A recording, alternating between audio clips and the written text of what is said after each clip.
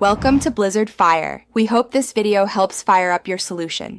Start by confirming your iPhone supports live photos and that you have the live photo ready. Open Photos and select the live photo. You should see the live badge. Once done, tap the share icon at the bottom left so you can access conversion options. If you need to create one now, open Camera, switch to Live mode, and capture a short clip. You'll want motion and sound for the best effect. Make sure the clip is framed the way you want for the wallpaper. After tapping Use as Wallpaper, position and crop the image.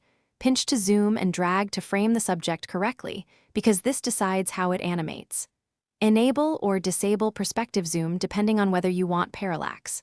Once satisfied, tap Set and pick Lock Screen to preserve the live effect when pressing, or both if you want it everywhere. Why? Live wallpapers animate only on the lock screen with a firm press, so choose accordingly to keep motion where it matters most. Finish by locking the phone and pressing firmly on the lock screen to test the live wallpaper. You should see the motion and hear audio if present.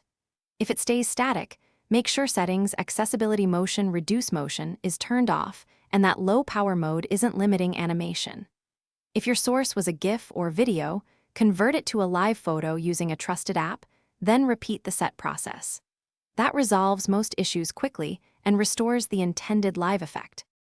Thanks for watching. If you found this helpful, don't forget to like and subscribe.